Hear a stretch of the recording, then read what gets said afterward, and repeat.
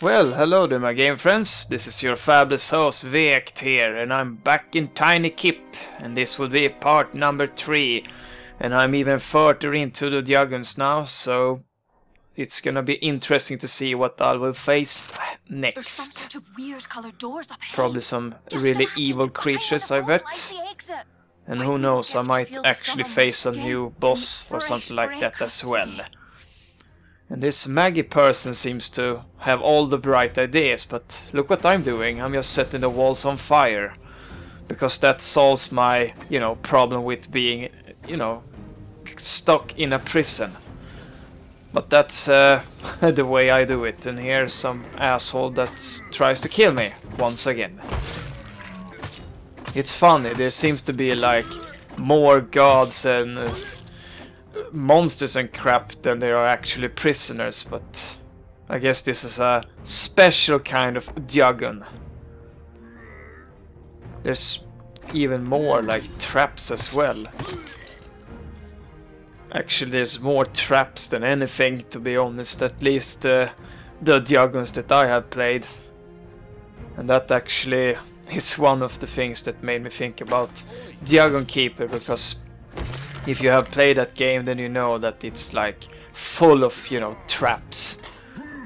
But of course I'm not playing the bad guy in Tinykeep, because, well, you are naturally a good guy, but you can be bad. I mean, you can kill prisoners if you feel like it, but I think the world is evil enough as it is, so if you are supposed to be good, then that's the way I play. But of course I still like to set stuff on fire, but that's a whole nother story. Just some fire-loving creature of the night or something like that. And there's like tons of doors which I can't open, so I need to find a key. And the question is, where is the key? Well, there's like several different kinds of keys, because there's different color patterns on the door. And see if I can find, money. Money, money, money. Not that I understand why a skeleton would have money, but there you go. Or even more interesting, so where the hell does he keep the money? Well, something tells me that I don't want to know. That's just one of those things that's better off, unknown. And see now, where am I supposed to go? There's actually both like a compass and a map. And this does what exactly? I have no idea. I'm just gonna move on in this direction. Oh, treasure chest. Oh, there's one of those blue keys at least. Nope, I can't open that, at least not yet. No, that's not the right kind of door, because I have a blue key and that's, I don't know, like purple, I think. I'm not colorblind, but sometimes I'm not 100% sure about the color. A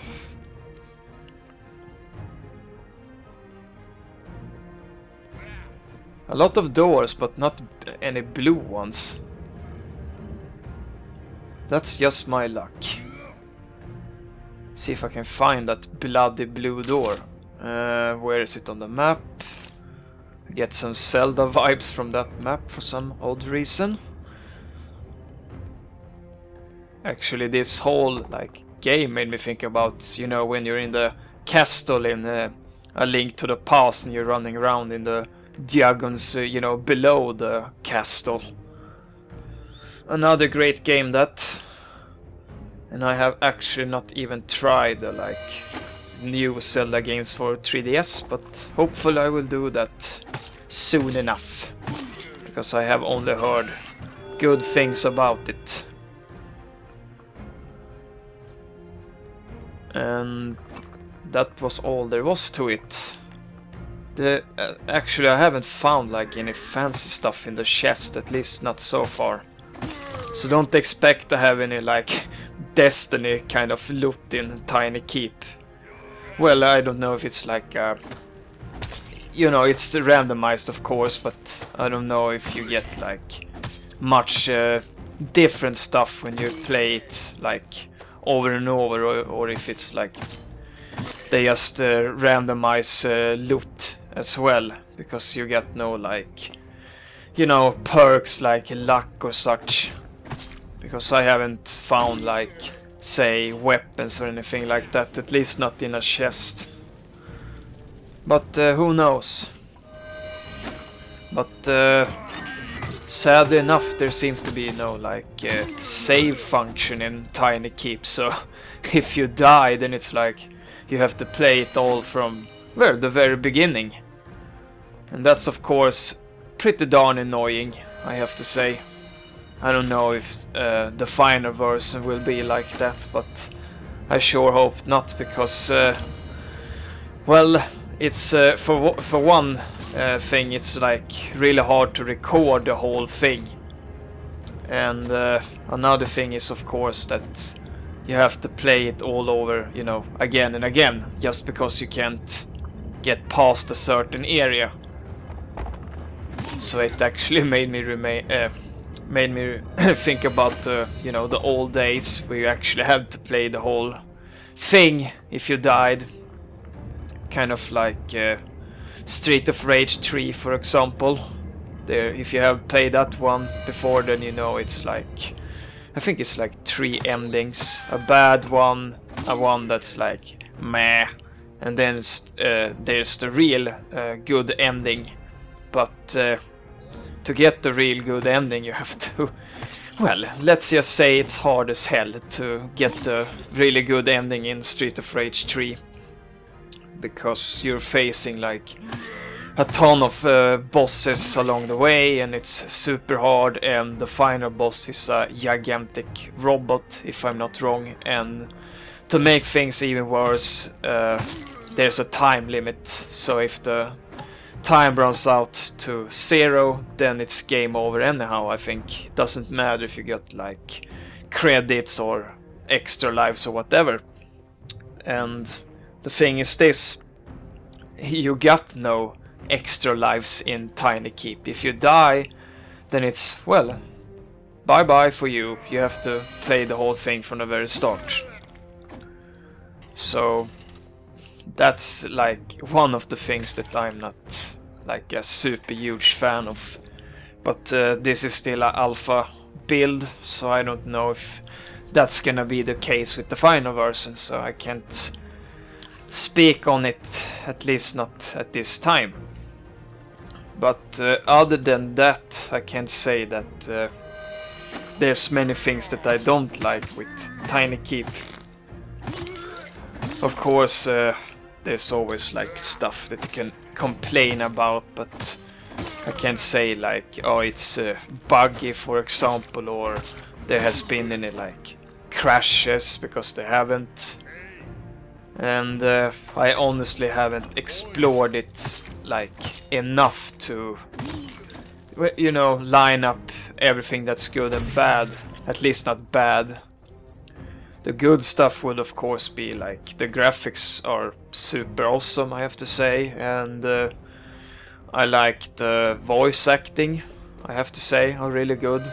The woman that does the voice for, I think her name is Maggie, which would be the woman that tries to help me, or us in this case. She was a fellow prisoner as well. Well, the person that has done the voice acting for her are really talented, I think. And I also like the, you know, special powers and all that you can get. And all the kind of just the setting, the whole prison jargon thing are really funny and entertaining in a way, because it made me think about the whole bunch of other games like Tinykeep that I mentioned before. Then of course you get you know, Diablo vibes as well. And I mean, if you're into those kinds of games, then you're probably gonna like Tinykeep. And then of course you get the bosses, which are, well, so far I have just met one.